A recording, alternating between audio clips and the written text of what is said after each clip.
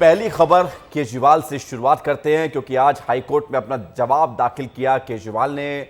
और मेरे साथ राजनीतिक विरोध के चलते सब कुछ हो रहा है, ये केजरीवाल ने कहा है। आगे वो कहते हैं कि मुझे न्याय न देना अवैध है क्या।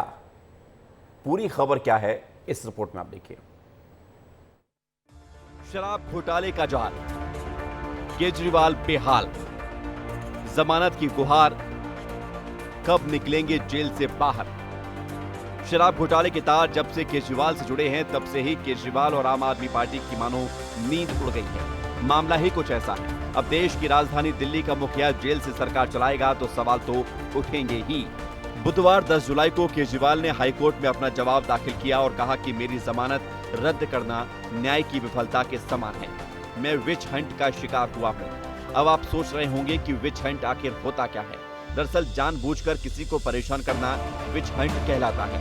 हाईकोर्ट में हुई सुनवाई में केजरीवाल ने कहा, ईडी कस्टडी के दौरान जांच अधिकारी ने कोई खास पूछताछ नहीं की। मेरी गिरफ्तारी सिर्फ राजनीतिक विरोध के चलते हुई है। मामले को लेकर जस्टिस नीना बंसल कृष्णा की बेंच ने अब ईडी से जवाब दाखिल करने को कहा है कि केस की अगली सुनवाई 15 जुलाई को होगी। केजरीवाल पर ईडी के अलावा सीबीआई का भी केस चल रहा है। शराब नीति में भ्रष्टाचार को लेकर सीबीआई ने उन्हें 26 जून को गिरफ्तार किया था। पहले आपको केजरीवाल का जवाब सुनवाते हैं।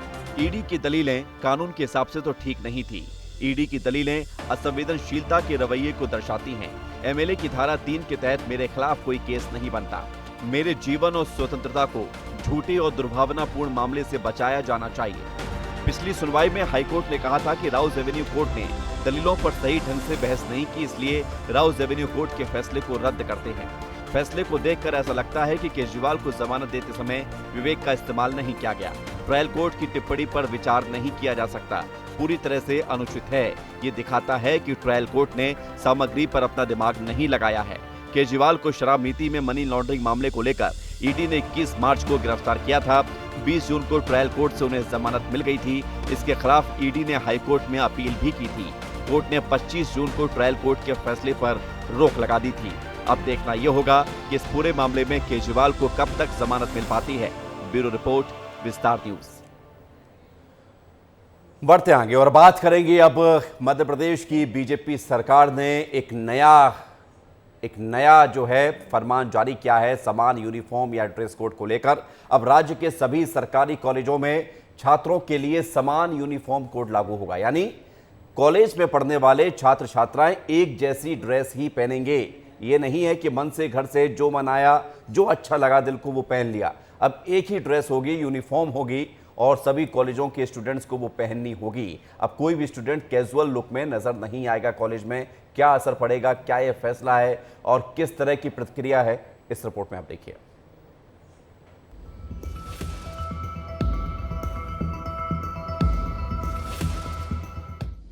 मध्य प्रदेश के सभी सरकारी कॉलेजों में जीन्स और टी शर्ट में जाने पर रोक लगेगी। मध्य प्रदेश की बीजेपी सरकार अब कॉलेजों में ड्रेस कोड लागू करने जा रही है। उच्च शिक्षा विभाग ने इसकी तैयारी शुरू कर दी है। नए ड्रेस कोड के तहत कॉलेज स्टूडेंट कैजुअल ड्रेस में स्कूल नहीं जा सकेंगे। छात्रों को फॉर्मल पैंट शर्ट और छात्राओं को सलवार कुर्ता पहनकर कॉलेज आना होगा। अब राज्य के सभी सरकारी कॉलेजों में स्टूडेंट्स के लिए समान यूनिफॉर्म कोड लागू होगा। उच्च शिक्षा मंत्री इंदर सिंह परमार ने बुधवार को इसकी घोषणा की। मंत्री परमार ने कहा कि शुरुआत में ये यूनिफॉर्म एक्सीलेंस कॉलेजों में शुरू की जाएगी और इसके बाद इसे प्रदेश के सभी कॉलेजों में लागू किया जाएगा। हम समाज के सभी वर्गों के साथ और सभी विद्यार्थियों के साथ में उन कॉलेजों में एक सकारात्मक वातावरण बनाते हुए और ड्रेस कोड के महत्व को समझाते हुए कॉलेज की पहचान, समानता, अनुशासन और उन कॉलेजों में जो बाहर के तत्व आते हैं उन पे अंकुश रखने के लिए हम ड्रेस कोड का उपयोग करेंगे। अब जब सरकार ने इसकी घोषणा कर दी है तो इस पर राजनीति होना लाजमी है और इसीलिए कांग्रेस ने सरकार के इस फैसले की निंदा की है। कांग्रेस विधायक आरिफ मसूद का कहना है कि मध्य प्रदेश सरकार हिजाब और बुर्के को कॉलेजों से हटाना चाहती है। उनका ये भी कहना है कि आर्टिकल 29 और 30 के तहत सरकार हिजाब नहीं हटवा सकती है। लेकिन जहां तक जिस नज़र से सरकार जिस तरह छींटाकशी करना चाहती है हिजाब या बुर्के को लेकर, तो वो नहीं कर सकते, क्योंकि आर्टिकल 29 और 30 में हमको हमारी रिलीजियस आज़ादी है और उसके हिसाब से हमको जाने की इजाज़त है। मध्य प्रदेश में अब एक बार फिर हिजाब पर सियासत शुरू हो गई है और सरकार के इस फैसले के बाद कांग्रेस विधायक का इस तरह से बयान आना इस हिजाब पॉलिटिक्स को और हवा देता है। लेकिन देखना होगा कि मध्य प्रदेश सरकार के इस फैसले के बाद मध्य प्रदेश की राजनीति क्या मोड़ लेती है। ब्यूरो रिपोर्ट, विस्तार न्यूज। बढ़ेंगे आगे। मध्य प्रदेश में मोहन सरकार लग्जरी एयरक्राफ्ट खरीदने जा रही है। करीब 235 करोड़ रुपए का ये विमान, जिसमें 10 लोग सफर कर सकेंगे। मध्य प्रदेश में पहला मौका है कि 5 साल के भीतर ही दूसरा एयरक्राफ्ट खरीदा जा रहा है। एमपी के मोहन यादव सरकारी विमान नहीं होने के चलते मध्य प्रदेश के मुख्यमंत्री किराए के विमान में दौरे करते हैं। आखिर कहां है मध्य प्रदेश का पिछला वाला सरकारी विमान? क्यों सरकार को जरूरत पड़ी है एक और नए विमान की? देखिए।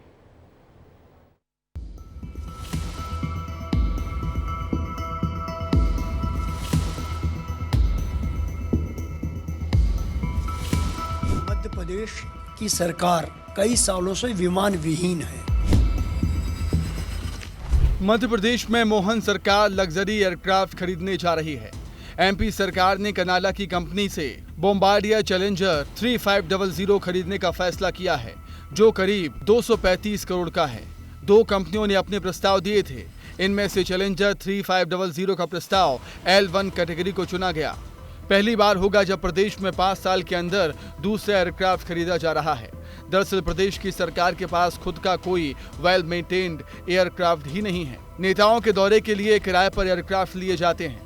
इसी के चलते प्रदेश की सरकार ने यह फैसला लिया। आप सभी जानते हैं कि राज्य सरकार के पास विमान नहीं, जो विमान था दुर्घटनाग्रस्त हो गया था। अभी हम लोग किराए पर ले रहे हैं और हमने एक इतना बड़ा राज्य है, हमारे पास स्वयं का विमान होना चाहिए। कई बार माननीय मुख्यमंत्री को इमरजेंसी में जाना पड़ता है, विमान नहीं होने के कारण जहां पहुंचना होता वहां नहीं पहुंच पाते हैं, तो एक राज्य का विमान होना चाहिए। ऐसा नहीं है कि मध्य प्रदेश की सरकार के पास विमान नहीं है, लेकिन जिस हालत में है वो पूरी तरह से कबाल हो चुका है। उसके पीछे की वजह बीमा है। 2019 में 65 करोड़ में खरीदा, 2021 में ग्वालियर एयरपोर्ट पर क्रैश हुआ। बीमा नहीं था, ठीक नहीं हो सका। कुल 210 घंटे की उड़ान भरी। सरकार ने पिछली गलती को सुधारने के लिए अब महंगे और अच्छे एयरक्राफ्ट को खरीदने का फैसला लिया है। हाल ही में पेश हुए मोहन सरकार के पहले बजट में इसकी तैयारी पूरी हो चुकी है, लेकिन जर्जर विमान को विपक्ष अब तक भूला नहीं है। मध्य प्रदेश की सरकार कई सालों से विमान विहीन है और जो विमान कोरोना काल में ग्वालियर में क्षतिग्रस्त हुआ था वो आज तक एज इट इज़ वहीं पड़ा हुआ है। जब दुर्घटनाग्रस्त हुआ तब उसके बाद मालूम पड़ा कि उसका बीमा ही नहीं है। नया चैलेंजर विमान सरकार को 20 महीने बाद मिलेगा। सरकारी विमान का जिक्र हो रहा है तो ये बात भी जानना जरूरी है कि देश में सिर्फ गुजरात सरकार के पास ऐसा ही एडवांस प्लेन है, जिसे मध्य प्रदेश की सरकार अपनी हवाई यात्रा में शामिल करने जा रही है। सबको पता है सरकार पर 3 लाख करोड़ से भी अधिक का कर्ज है। ऐसे में अगर 235 करोड़ का सरकार विमान खरीद रही है तो बीमा अवश्य करा लेना चाहिए, क्योंकि साल 2021 में खरीदे गए विमान का बीमा नहीं होने की वजह से वो ग्वालियर एयरपोर्ट पर कंडम स्थिति पर खड़ा हुआ है। कैमरामैन वीरेंद्र नगर के साथ विवेक पांडे, विस्तार न्यूज, भोपाल। 16वें केंद्रीय वित्त आयोग का प्रतिनिधिमंडल अगले 3 दिनों तक छत्तीसगढ़ में रहेगा। 11 जुलाई से 12 सदस्यीय टीम बैठकों का दौर शुरू करेगी और वित्त मंत्री इस आयोग के सामने अपनी रिपोर्ट भी पेश करेंगे। अब वित्त आयोग के इस दौरे को लेकर बीजेपी और कांग्रेस की तैयारियां भी कैसी हैं, इस रिपोर्ट में आप देखिए। 16वें केंद्रीय वित्त आयोग का प्रतिनिधिमंडल अगले 3 दिनों तक छत्तीसगढ़ प्रवास पर रहने वाला है। 11 जुलाई से 12 सदस्यीय टीम बैठकों का दौर शुरू करेगी। बैठक में राज्य की विकास मूलक गतिविधियों का जायजा लिया जाएगा। मुख्यमंत्री विष्णुदेव साय और मंत्रिमंडल के सभी सदस्यों की उपस्थिति में वित्त मंत्री ओपी चौधरी छत्तीसगढ़ की वित्तीय रिपोर्ट प्रस्तुत करेंगे।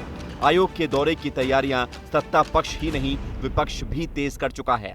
वित्त मंत्री ओपी चौधरी आयोग के सामने राज्य की आर्थिक, वित्तीय, अधोसंरचना विकास और राज्य की विशिष्ट आवश्यकताओं से संबंधित मामलों पर रिपोर्ट देंगे।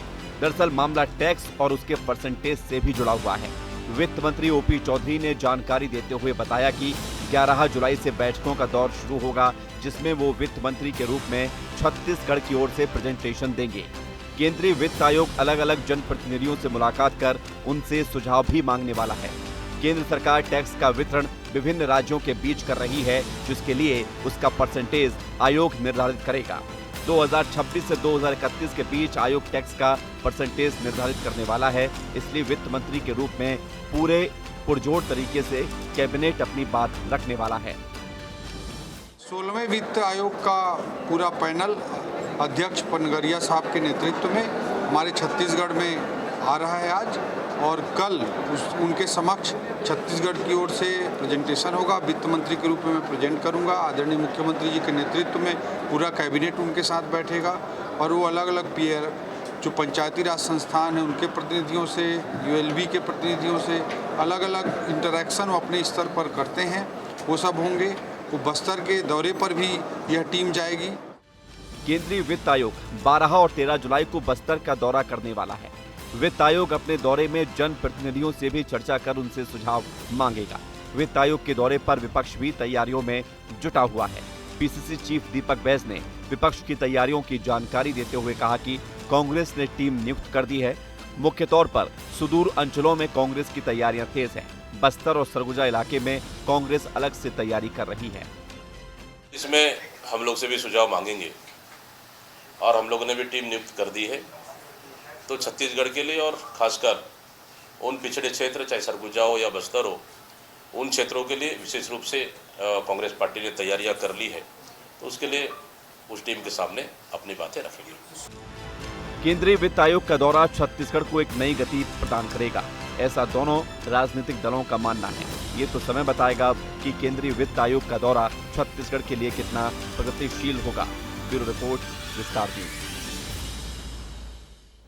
बीजेपी कार्य समिति की बैठक में आज केंद्रीय मंत्री मनोहर लाल खट्टर ने एक वक्तव्य में सियासी गलियारों में खलबली मचा दी है। खलबली इसलिए क्योंकि जब साय मंत्रिमंडल का विस्तार होना है तब मंत्री बनने की दौड़ में शामिल लता उसेंडी को मंत्री बोलकर खट्टर ने संबोधित कर दिया।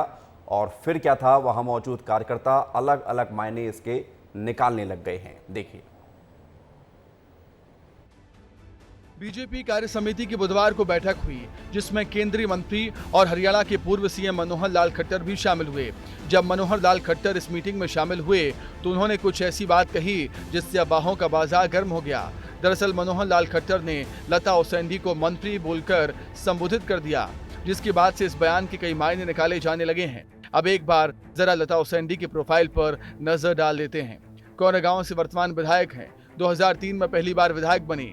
2013 और 18 में चुनाव हारी। वर्तमान में पार्टी के राष्ट्रीय उपाध्यक्ष हैं। उड़ीसा की सह प्रभारी भी हैं लता उसेंडी।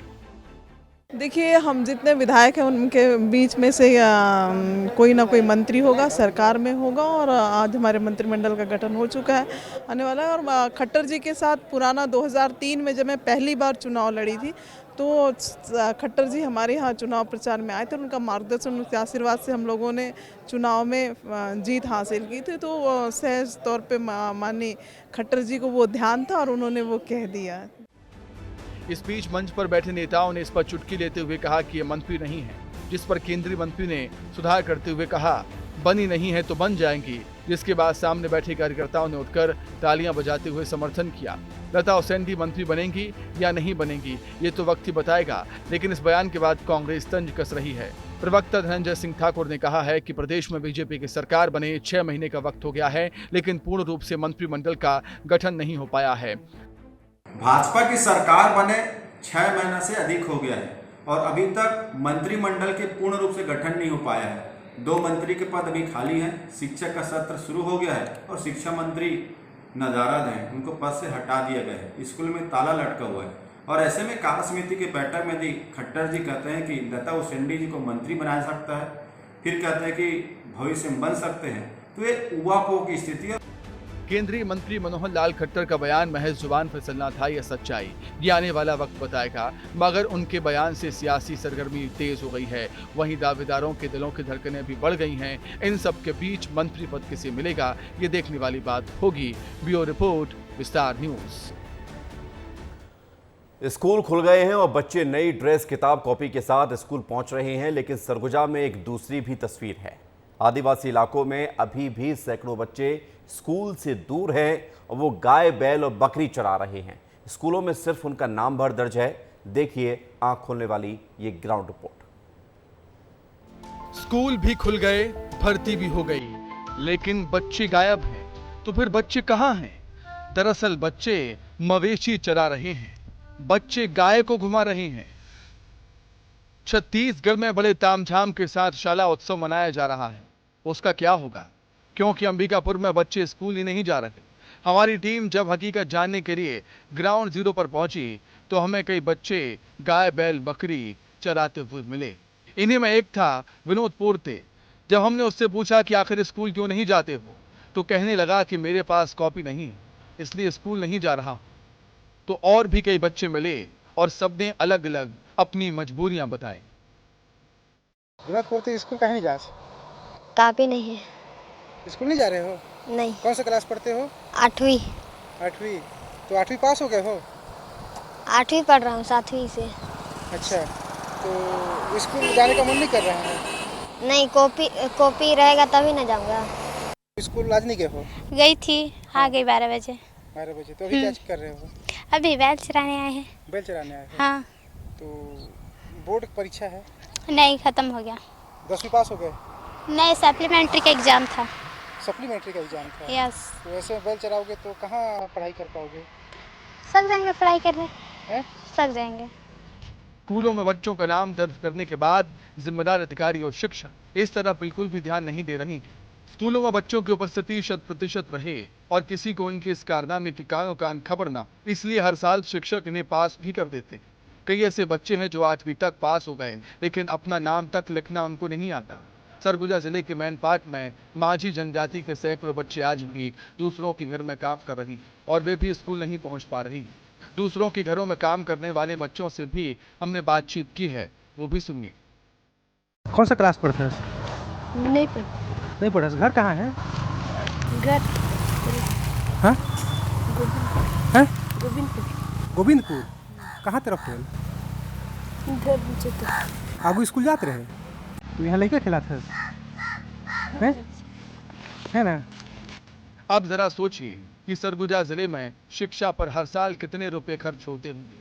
600 करोड़ का खर्चा करती है सरकार हर साल शिक्षा पर, लेकिन 600 करोड़ का कैसा मजाक बनाया जा रहा है ये आपने देख ही लिया। इस पूरे मामले पर जिला शिक्षा अधिकारी का क्या कुछ कहना है वो भी आपको सुनाते। वैसे ही हम शिक्षा विभाग की तरफ से कलेक्टर महोदय के निर्देश पर हम लोग जो है करने वाले हैं कि स्कूल चलो अभियान, और इसमें जितने भी ऐसे बहुत कम बच्चे ऐसे बच रहे हैं कि जो स्कूल जाने से वंचित रह रहे हैं, जो ड्रॉप आउट हो रहे हैं, उस पर हम लोगों का विशेष अभियान चल ही रहा है। हम लोग उस पर बैठक कर रहे हैं और उनको स्कूल तक लाने के लिए पूरा प्रयास कर रहे हैं कि कोई ही बच्चा जो है स्कूल जाने से वंचित न रह जाए। पूरी तस्वीर तो आपने देखी, लेकिन ये हाल बदलेगा कैसे और कब बदलेगा, इसका जवाब तो प्रशासन ही देगा। बड़ा सवाल यही है कि आखिर ये व्यवस्था कब सुधरेगी और अभिभावक और उनके वो जो बच्चे हैं वो कब इसके लिए जागरूक हो गए कि उन्हें स्कूल जाना बहुत ज़रूरी है, क्योंकि स्कूल जब जाएंगे तभी उनकी ज़िंदगी संवर पाएगी। वीडियो जर्नलिस्ट आकाश प्रधान के साथ दिलीप जायसवाल, विस्तार न्यूज। बढ़ते आगे, मध्य प्रदेश में अलग अलग इलाकों पर जोरदार बारिश हो रही है, जबकि विंध्य में किसान बारिश का इंतजार कर रहे हैं। विंध्य इलाके में झमाझम बारिश न होने से किसानों के माथे पर चिंता की लकीरें हैं। धान की फसल पिछड़ रही है, देखिए वहां क्या हालात हैं। मॉनसून तो आ गया, लेकिन इंतजार है बारिश का। विंध्य में बादल तो 25 जून से गरज रहे हैं, लेकिन बरसे अब तक नहीं, जिसकी वजह से किसान परेशान है। मंगलवार से विंध्य में तेज धूप है। विंध्य में मॉनसून तो जैसे रूठ सा गया है। कुछ जगहों पर बूंदाबांदी जरूर हुई, लेकिन खेती के लिहाज से बिल्कुल कम है। यहाँ पर रोपा लगाए जा रहे हैं और कई बड़ी संख्या में किसान हैं, लेकिन इंतजार यही है कि किसी तरह जो आवक है, जो धान की आवक है, वो तभी बढ़ पाएगी जब अच्छी बारिश होगी। कैसी उम्मीद है इस बार धान की खेती पे? धान की जिस हिसाब से लोग बाग बताते हैं कि बारिश इस बार 4 महीने होगी, लेकिन अभी तो बारिश हो नहीं रही है। धान लगाना चालू हो गया है, बट ना लाइट की व्यवस्था है। अगर जो लाइट की व्यवस्था भी है तो 11 कोयल तार लगा के मतलब आदमी अपना निर्वहन करता है। तो अगर लाइट नहीं आ पाएगी और बारिश नहीं हो पाएगी तो मतलब 7 एकड़ में धान लगवाना है तो कैसे चल पाएगा। खेती के लिहाज से जुलाई का पहला सप्ताह काफी महत्व, लेकिन इंद्र देवता जैसे नाराज हो गए हैं। धान की फसल मुरझा रही है। कई जगहों पर किसान नलकूप के सहारे धान की रोपाई कर रहे हैं। इससे फसल की लागत भी बढ़ रही है। किसानों का कहना है कि बारिश न होने की वजह से किसी तरह काम चला रहे हैं। बिजली की समस्या अलग होती है, जिसके चलते नलकूप भी नहीं चल पा रहे। पानी का वाटर लेवल भी लगातार कम हो रहा है। अगर कुछ दिनों तक बारिश नहीं हुई तो धान की फसल पूरी तरह खराब हो जाएगी। बुवाई के लिए पानी की व्यवस्था नहीं है, बिजली की मेन व्यवस्था नहीं। आदमी ट्यूबवेल से लगाता, तो ट्रांसफार्मर नहीं है, ट्रांसफार्मर निकले हुए हैं गांव से। बारिश तो लेट है, बारिश तो ठीक है लेट है, लेकिन बिजली मिले तो हम लोग अपने से व्यवस्था करें पानी वानी की। धान तैयार है, पानी नहीं है, लाइट भी नहीं मिलती है पर्याप्त। बोर है तो बोर जिसके पास है तो ठीक है, जिसके पास बोर नहीं, प्रकृति बर्फ नहीं रहा है, तो बड़ी समस्या है धान लगाने में, पानी नहीं है। वहीं मौसम विभाग का कहना है कि हवा का रुख बदलने पर ही बारिश होने की संभावना है। मौसम विभाग के जानकारों का कहना है कि जिले में हवा का दबाव हो गया है, जिससे बारिश में देरी हो रही है। मंगलवार को अधिकतम तापमान 37 डिग्री और न्यूनतम तापमान 27.2 डिग्री रहा। कृषि वैज्ञानिक ब्रजेश तिवारी का कहना है कि बारिश कम होने की वजह से धान की खेती में थोड़ी देरी हो गई है। इसलिए किसानों को कम समय वाली धान और रूपा प्रणाली से हटकर सीधे बुआई करना चाहिए। वो किसानों के लिए अधिक लाभदायक होगा। थोड़ा सा नुकसान धान के लिए हो रहा है, खासकर जो लंबी अवधि की धान है और किसान भाइयों ने देर से जो रोपा डाला है उनके लिए समस्या हो सकती है। टेम्परेचर भी पिछले 2-3 दिन से 37 डिग्री के आसपास चल रहा है, जो कि रोपा के लिए खासकर नुकसानदायक है, जो उगने वाली फसलें हैं। तो धान में किसान भाइयों को मैं ये सलाह दूंगा कि कम अवधि वाली फसलों को सीधी बुनी पद्धति पे जाएं। किसानों को इंतजार है सिर्फ बारिश का, कब बारिश आएगी और कब उनकी फसल लहलहाएगी। तो सुना आपने, किसानों को इंतजार इसी बात का है कि जब मानसूनी बारिश तेज़ी के साथ हो, ताकि ये जो धान की खेती है और इसके अलावा भी जो खेती ग्रामीण इलाकों में की जा रही है उसकी बेहतर उत्पादन हो सके और उसे बेहतर ढंग से उगाया जा सके। वीडियो जर्नलिस्ट आशुतोष के साथ विवेक तिवारी, विस्तार न्यूज़। और इसी के साथ इस बुलेटिन में इतना ही।